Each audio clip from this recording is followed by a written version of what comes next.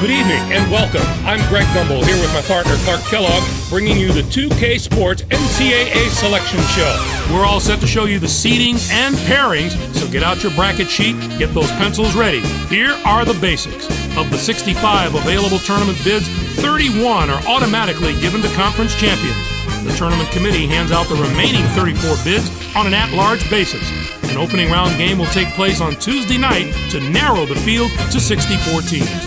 Before we get into the brackets for the upcoming tournament, let's take a look at the final top 25 media poll. There's at least one change in the rankings to tell you about. We have a new team in the top 25 this week. The Michigan State Spartans are back in the poll as the number 19 team. The poll voters have had their say in the national ranking since November. The time has come to hand over the reins to the selection committee. It's time to talk about the topic that has a lot of players and coaches holding their breath right now, the NCAA tournament bubble. These are the 10 teams that aren't worried as much about where they'll be playing as if they'll be playing. Clark, who jumps out at you there? Columbia should have a tough time getting a bid because there are just too many talented teams from the power conferences keeping them company on the bubble. We'll see, though. And we have a few more teams in similar position, right, Clark? Oklahoma could have sealed their invitation with a better regular season finish, but the fact is they play in a very tough conference, and that does weigh heavily in their favor. I'm sure it's been a long week for those teams, but the wait's almost over. The NCAA Selection Committee has finished its meeting, and we're ready to unveil the top 4 seeds in this year's tournament. The UCLA Bruins are the top overall seed, and they will play in the East Regional. On to the second number 1 seed, who will play in the South Regional. The North Carolina Tar Heels are seeking their 5th NCAA championship in school history. The Georgia Bulldogs are our third number 1 seed, and they'll play in the Midwest Regional. They come roaring back into the tournament as a top seed after not even making the field for the past several years. And finally, our 4th number 1 seed will play in the West Regional. The Tennessee Volunteers are in the tournament field as a number 1 seed for the first time in the history of their program. Now, here's how the brackets shape up based on where the number 1 seeds have been assigned. In one national semifinal game, the winner of the East Regional will play the winner of the South Regional. In the other semifinal game, the winner of the Midwest Regional will play the winner of the West Regional. Those games will be played on Saturday, April 5th. Then it'll be on to the national championship game on Monday night, April 7th. Anything shocking to you about those picks? I don't think I'm alone in my surprise with these picks. Whenever you reach this far down the poll for the top seeds, you're guaranteed to have some second guesses coming your way. So, with the number 1 seeds out of the way, it's finally time to tackle the rest of the brackets. First up, we take a look at the East Regional. The UCLA Bruins are the top seed, finishing at 24-9. They were conference tournament champions in the Pac-10. They will take on the winner of the opening round play-in game between Wisconsin-Milwaukee with 15 wins and Lehigh from the Patriot League. And now the number 8 seed, the Providence Friars, come into the tournament 5th in their conference during the regular season and were losers in their first game at their conference tournament. They're going to play the number 9 seed, the Yale Bulldogs, who were 3rd in their conference, finishing at 19-7. Auburn comes in as the number 5 seed, finishing at 19-11. And they will take on the 12th seed from the Ohio Valley Conference, the Tennessee State Tigers, with 21 wins. Arkansas State enters the field as the number 4 seed from the Sun Belt Conference. This will be their second appearance in the NCAA tournament in team history. They'll be getting ready to face the number 13 seed, the St. Mary's Gales. Finished the season with 18 wins. The Arkansas State Indians have got to be among the group of teams that had the chance to win the whole thing. I love the way they play on both ends of the floor. I'd be shocked if they don't at least advance from their bracket to the Final Four. But more than that, I think they've got a legitimate shot to win some hardware. The Baylor Bears are in as the number 6 seed. They'll be taking on the number 11 seed, the Georgetown Hoyas, with 16 wins. Arkansas comes in as the number 3 seed, finishing at 22-9. Montana comes in to face them at number 14 with 18 wins in the tournament championship of the Big Sky. Our number 7 seed is from the Big East. The Rutgers Scarlet Knights were rewarded for their outstanding play this season with an at-large bid and a ticket to the Big Dance. They are going to play the number 10 seed, the Rhode Island Rams, who came in first in their conference tournament, finishing at 24-12. Next up is the number 2 seed. The Marquette Golden Eagle are the regular season champions from the Big East. They'll be going up against the number 15 seed, the Brigham Young Cougars, with 19 wins. They return once more to the very familiar surroundings of the NCAA tournament. There are going to be some incredible matchups in the later rounds of this bracket. If the top seeds can avoid the early upsets, we can look forward to some real heavyweight battles. Next up, we'll take a look at the South Regional. The North Carolina Tar Heels are the top seed, finishing at 26-7. They were winners of the regular season championship in the ACC. They'll take on the Delaware State Hornets, the number 16 ranked team. This will be their second appearance in the NCAA tournament in team history. Pittsburgh comes in as the number 8 seed, finishing at 17-14. Kentucky comes in to face them at number 9 with 18 wins and a chance to prove they're right where they belong among the top 65 teams in the nation.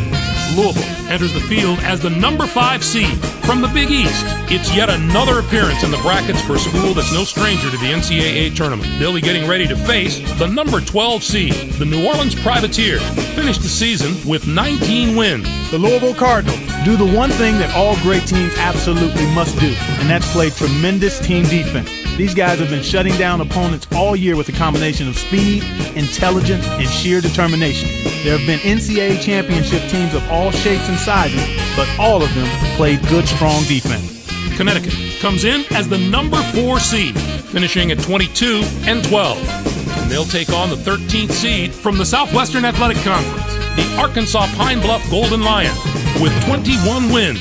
And now the number 6 seed, the Stanford Cardinals, come into the tournament as the 4th place team in their conference during the regular season and were semifinalists in their conference tournament. They are going to play the number 11 seed, the Indiana State Sycamore, who came in first in their conference tournament, finishing at 20-10. The St. Louis Billikens are in as the number 3 seed. They'll be taking on the number 14 seed, the Old Dominion Monarchs, with 17 wins. Next up is the number 7 seed. The Siena Saints are the regular season champions from the Metro Atlantic Conference. They'll be going up against the number 10 seed, the Oklahoma Sooners, with 19 wins. They return once more to the very familiar surroundings of the NCAA tournament. Our number 2 seed is from the Big 12. The Kansas Jayhawks were rewarded for their outstanding play this season with an at-large bid and a ticket to the Big Dance. They're going to play the number 15 seed, the Louisiana Tech Bulldogs, who came in first in their conference tournament, finishing at 15-14. Looking into the future a little bit, this bracket looks poised for a titanic matchup in the regional final. If the top 2 seeds can take care of business in the first 3 rounds, we have the possibility of a classic Elite 8 meeting. On to our 3rd bracket of the day. Let's take a look at the Midwest Regional. The Georgia Bulldogs are the top seed, finishing at 21-7. They were winners of the regular season championship in the SEC. They'll take on the Texas San Antonio Roadrunners, the number 16 ranked team. This marks their 4th appearance all time in the NCAA tournament. Our number 8 seed is from the SEC. The LSU Tigers were rewarded for their outstanding play this season with an at-large bid and a ticket to the Big Dance. They're going to play the number 9 seed, the Alabama Crimson Tide, who were 5th in their conference, finishing at 19-13. The Aggies of Texas A&M are in as the number 5 seed. They'll be taking on the number 12 seed, the Big Green of Dartmouth, with 15 wins. Indiana enters the field as the number 4 seed from the Big Ten. It's yet another appearance in the brackets for a school that's no stranger to the NCAA tournament. They'll be getting ready to face the number 13 seed, the Western Michigan Broncos, finished the season with 20 wins. The Indiana Hoosiers have more to prove than any other team in this tournament. They haven't had a lot of experience in the tournament recently, so it's difficult to say exactly how they'll handle it. They've shown they're capable of playing with the best teams in the nation during the regular season. Now they need to show they belong with those teams come tournament time. Temple comes in as the number 6 seed, finishing at 20-11. And they take on the 11th seed from the Big South, the High Point Panthers, with 18 wins. And now the number 3 seed, the Clemson Tigers, come into the tournament after finishing 2nd in their conference during the regular season and were winners of their conference tournament. They are going to play the number 14 seed, the Ole Miss Rebels, who came in 1st in their conference tournament, finishing at 14-18. Next up is the number 7 seed. The Fighting Irish of Notre Dame have established themselves as one of the best teams from the Big East. They'll be going up against the number 10 seed, the Tulsa Golden Hurricane, with 20 wins. This is their 15th appearance in the NCAA tournament in the history of their school. Memphis comes in as the number 2 seed, finishing at 24-8. New Hampshire comes in to face them at number 15 with 17 wins in the tournament championship of the America East Conference. It's the first question every selection Sunday: which is the toughest bracket? Well, this bracket looks to me like it wins that prize this year. Not only are the top seeds strong, the lower seeds can be dangerous as well. And finally, let's have a look at the West Regional. The Tennessee Volunteers are the top seed, finishing at 21-10. They finished third in the SEC. They'll take on the Jaguars from IUPUI, the number 16 ranked team. This will be their second appearance in the NCAA tournament in school history. Next up is the number 8 seed. The Syracuse Orange have established themselves as one of the best teams from the Big East. They'll be going up against the number 9 seed, the Georgia Tech Yellow Jackets, with 17 wins. They return once more to the very familiar surroundings of the NCAA tournament. Arizona comes in as the number 5 seed, finishing at 19-13. And they will take on the 12th seed from the Metro Atlantic Conference, the Loyola College Greyhounds, with 20 wins. Texas Tech comes in as the number 4 seed, finishing at 23-10. Davidson comes in to face them at number 13 with 16 wins in the tournament championship of the Southern Conference. Our number 6 seed is from the Big Ten. The Michigan State Spartans are on a hot streak, having just won their conference tournament championship. They are going to play the number 11 seed, the Wagner Seahawks, who came in first in their conference tournament, finishing at 21-11. The Mississippi State Bulldogs are in as the number 3 seed. They'll be taking on the number 14 seed, the Lipscomb Bison, with 19 wins. And now the number 7 seed, the Duke Blue Devils, come into the tournament 5th in their conference during the regular season and were losers in their first game at their conference tournament. They are going to play the number 10 seed, the Utah Utes, who were regular season champions in their conference, finishing at 19-10. Washington enters the field as the number 2 seed from the Pac-10. This will be their 14th appearance in the NCAA tournament in the history of their school. They'll be getting ready to face the number 15 seed. The Mustangs of Cal Poly finished the season with 15 wins. The Washington Huskies are going to provide serious matchup problems to any team that doesn't have depth and defensive ability at both guard spots. They have outstanding backcourt play at both ends of the court. It's the main reason they've made it this far, and they're going to have to maintain that form if they want to do some damage in this tournament. Some of the lower seeds in this bracket have the ability to not only compete with the high seeds, but win a few games. The potential for a Cinderella or two in this bracket is definitely there. Clark, how do you view this year's top 16? Maybe I haven't agreed with the selection committee every year, but I think they did a great job this time. The top 16 looked just about right to me. Memphis has just as much firepower as a few of those number 1 seeds, and I think they'll be around longer than a few of them as well. They are a tough team. Now, let's see how the conference representation fares. The SEC gets 9 teams. The Big East with 9, 5 out of the Big 12. The Pac-10 gets 4 teams. What a down year for the non-power conferences. We're used to seeing at least one of those conferences compete on the level of the power conferences, but not this year. And let's not forget the teams out of the Ivy League. For a small conference, they competed at a very high level this year. Those teams could be the place to look if you're trying to find a Cinderella story in the tournament. A fairly even balance of power among the major conferences this season. A lot of the big teams are in, and the bids are spread out pretty much like you'd expect them to be. Let's come back to the bubble teams that we mentioned earlier in the show and see which of the teams were able to get into the tournament. Georgia Tech scheduled a bunch of tough opponents in its non-conference schedule, and it ended up paying dividends for them. With experience from those games, they'll be tough. While they start prepping for their first-round games, the 5 teams on the other side of the page will be full-time students again. Winthrop had a good shot in that large bid, or so I thought. But the bottom line this year was the bubble was too crowded with major conference teams, and they got stuck on the outside. All right, Clark, now that we know all the teams and matchups, time to get the tournament underway and let the madness take over. Greg, let's throw the ball up right now. I can't wait to get started. I hope this is an NCAA tournament that gives a lot of those special moments that stay with us for years to come. For my partner Clark Kellogg and for all of us here in the 2K Sports Studios, I'm Greg Gumbel. Thanks for joining us on the NCAA Selection Show, brought to you by State Farm, the #1 auto insurer. Enjoy all the excitement of the NCAA tournament.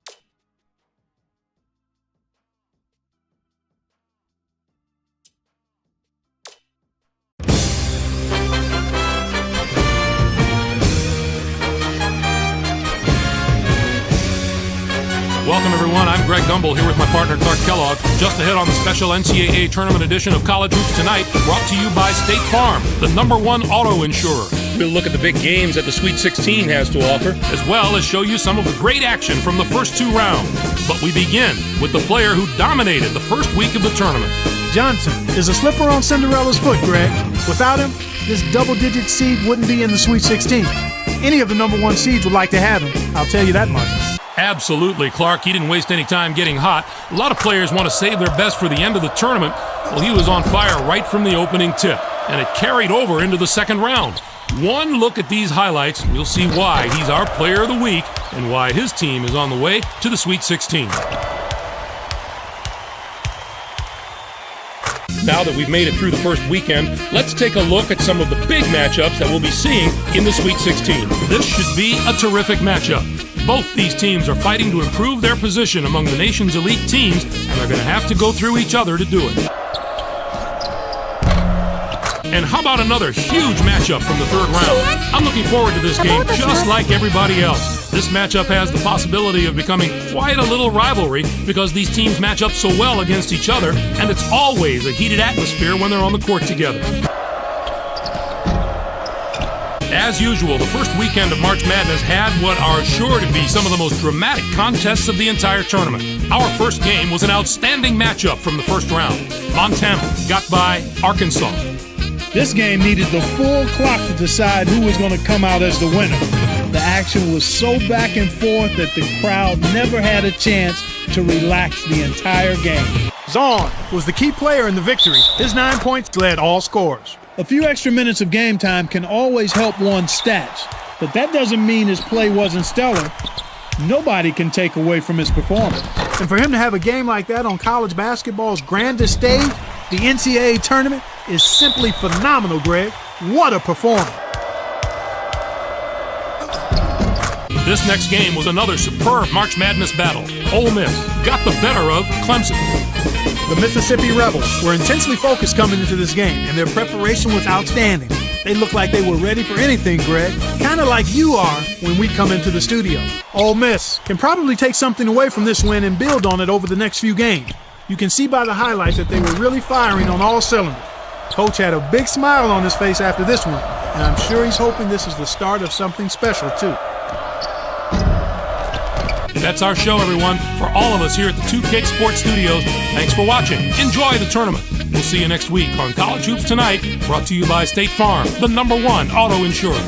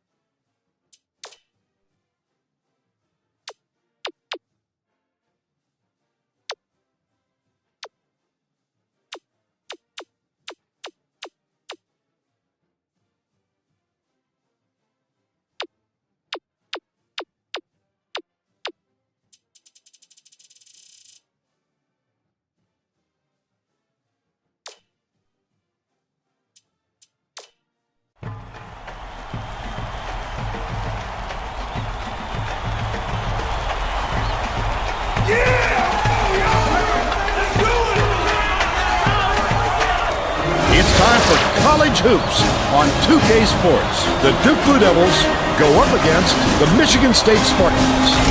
Welcome, sports fans, to the NCAA Tournament's Sweet 16. We're here in Phoenix, Arizona. This is Vern Lundquist with Bill Raftery and Tracy Wolfson. Give us your take, Bill. The story here is the matchup at off guard. Gidden is definitely one of the best shooting guards in the nation. He's a tremendous threat thanks to the deft shooting touch of his. Jeffries is also in the discussion of the nation's best two guards. He's got tremendous hops, and I'm sure it won't be long before we see him send it in with reckless abandon. Both of them are great competitors. It should be a compelling game to watch.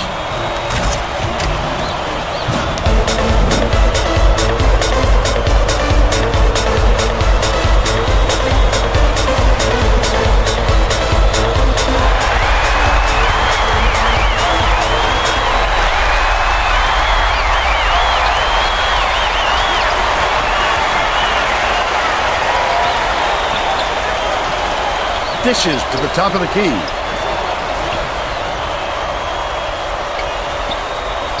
Jeffries.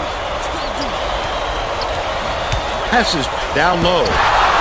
No good on the last layup by Ocasio. Nice work by the big fella to get that rebound.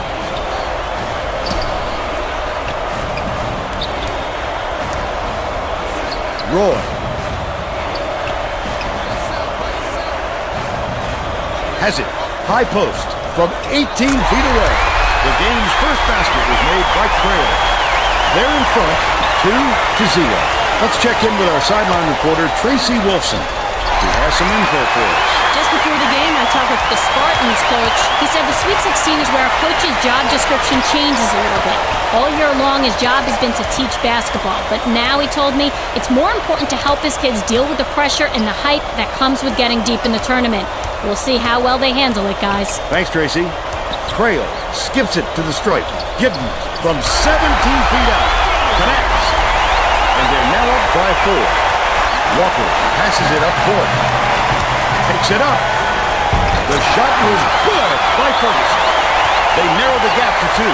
About 3.5 minutes left in the half.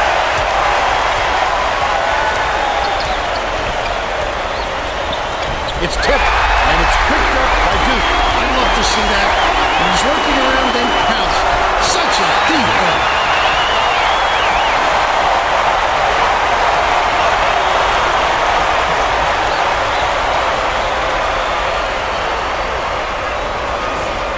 Bowie inbounds the ball.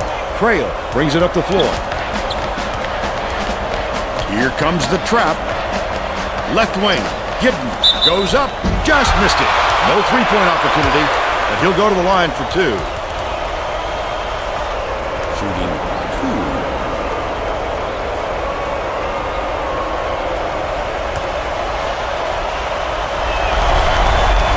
Knocks down the first one. Law makes his first appearance.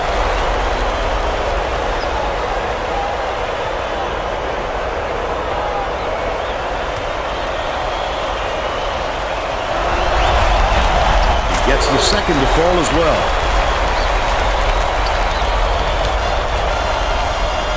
Passes back to the top of the key.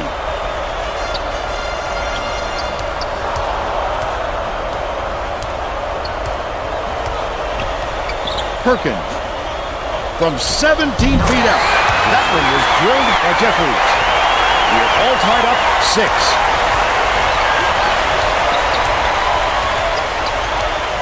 Swings it to the right wing.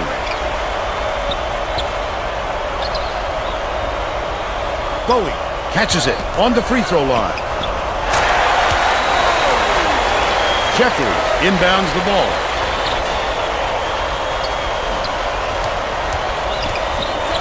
Law.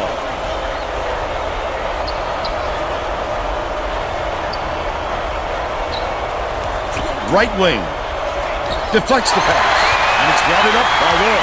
The D was really waiting for him there. That's how you do it. Keep the heat on. Wait for the misstep and then capitalize. I love the strength. He fought through the foul, no problem. And that'll give him the three-point chance. Both teams are making a few lineup changes. Duke looks like they want to add some size to the lineup and will bring on a big man.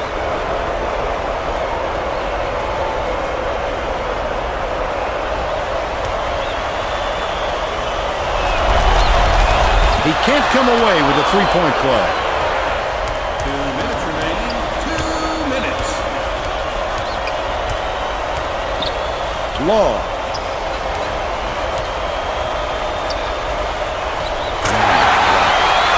Gibson inbounds the ball. 1:46 left in the first half. You're coming up with a little half-court trap defense, hoping it will force some turnover. Last basket on the mark by Conley. Tip, and it's picked up by Michigan State. The D was really waiting for it there. That's how you do it. Keep the heat on. Wait for the misstep, and then capitalize. Dishes to the elbow. Giddens puts it up. Conley corrals the miss inside. Hook up and in on the last goal. Nice job to convert from in close. He didn't mess around right there. Just straight up. Stolen by Giddens. Dumps it off. Out of bounds. Touch last by Michigan State.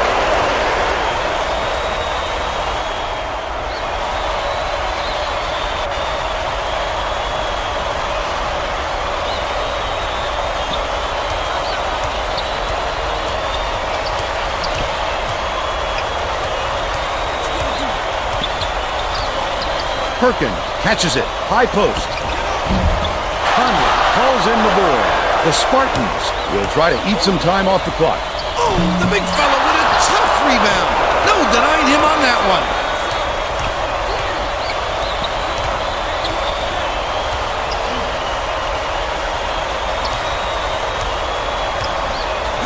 Perkins shoots it. It's in for three.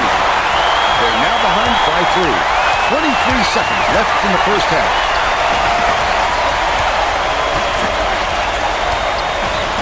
Has it. High post.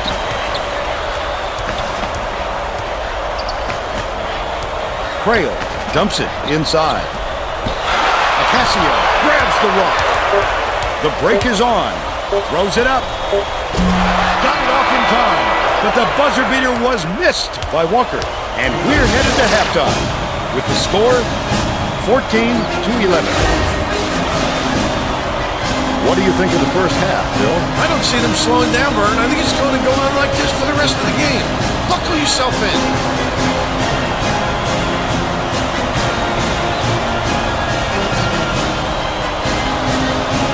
Now we'll bring you our player of the half. Who's your pick, Bill? Gidden has been an intimidator out there. He has impressed me not only with his ability to create offense for himself, but for his ability to change the opponent's offensive game plan. He's been a true asset at both ends of the court.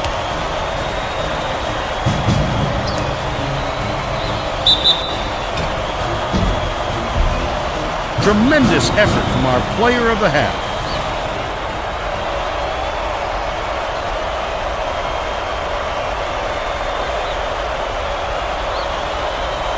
Giddens inbounds it to start the second half.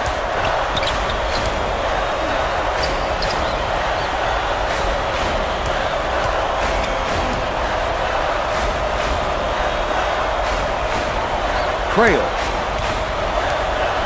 swings it to the wing.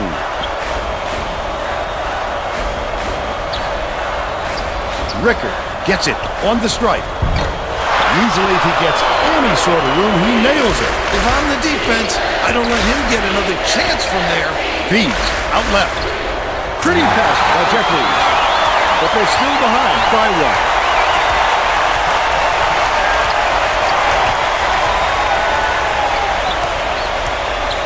Roy catches it. Cross court. Roy passes to the right corner.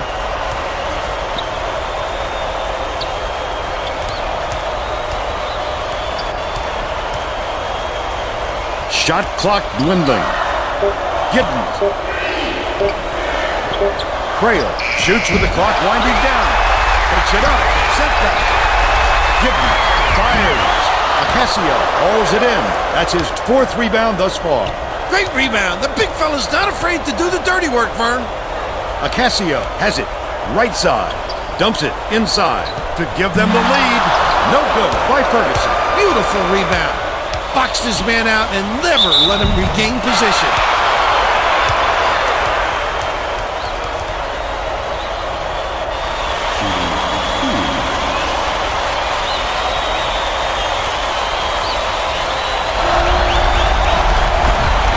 Knocks down the first one.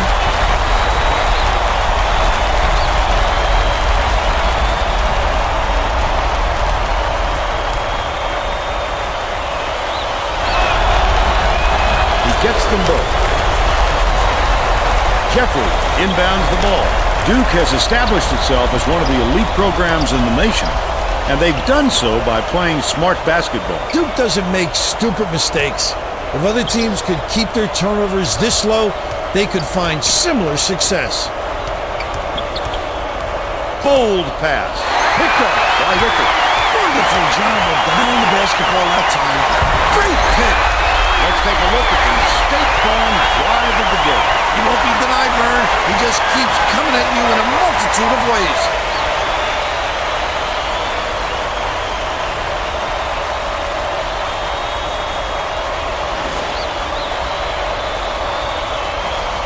The student section is having some fun now. Oh my, that's what it's all about. The passion for their team is just awesome. Duke is really struggling, and it's scooped up by Burley. Oh, the quick hands before they even knew what hit them. He made off with that one. Burley.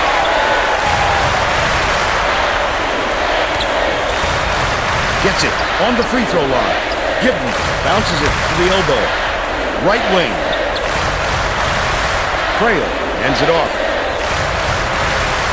Roll. Hooked away. And it's controlled by Duke. Such great instincts. He knew exactly where the ball was going. No good on that last shot by Perkins.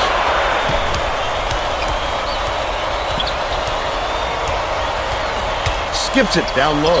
They're bringing the double team. Giddens shoots. This crowd couldn't be any happier. Just listen to the people in this building. He's got 11. Well, it looks like they're getting set to inbound the ball.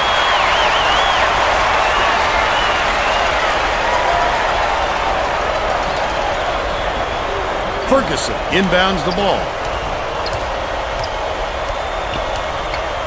Jeffries gets it. Left wing.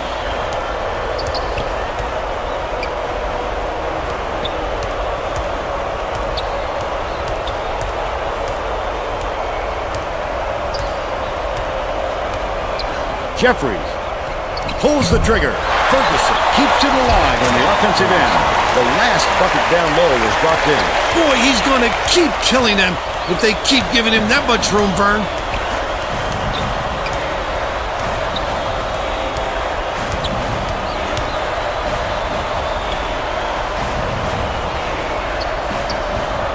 Has it. Right wing. Giddens passes it to the right wing. Right wing. Banks it in. Great job to hang on to the lead. You're doing it all out there. The Blue Devils bring it up. Releases. Drains it for three. They wasted no time right there. The opportunity was there and they seized it.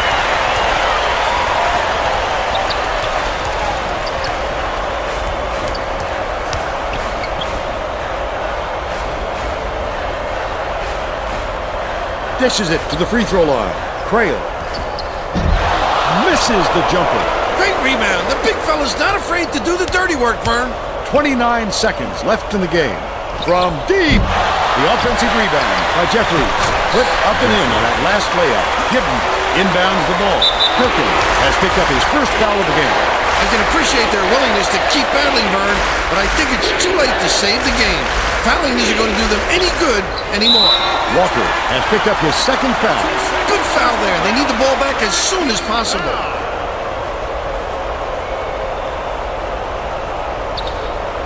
Walker just picked up his third foul of the game.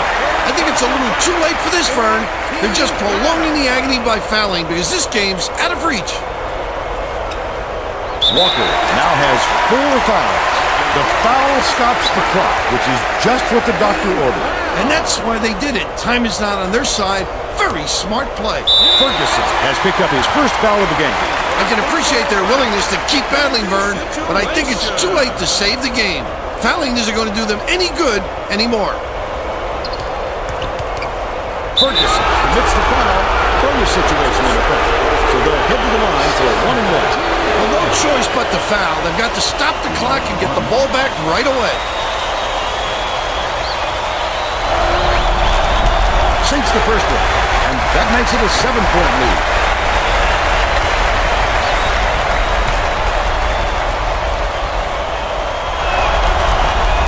Perfect from the line, and it's an 8-point ball game.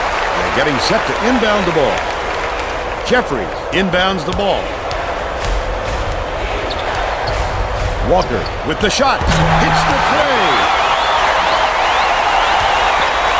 Jeffries gets whistled for a foul. We're in bonus, and they'll go to the line for 1-1. I think it's a little too late for this, Vern. They're just prolonging the agony by fouling because this game's out of reach. Gets the first, and that increases their lead to 6.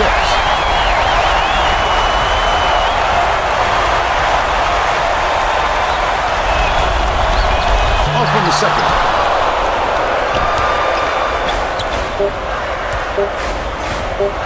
Behind the arc. And that's all for this one. Michigan State knocks off the Blue Devils 29-23. And now it's time to show you our player of the game.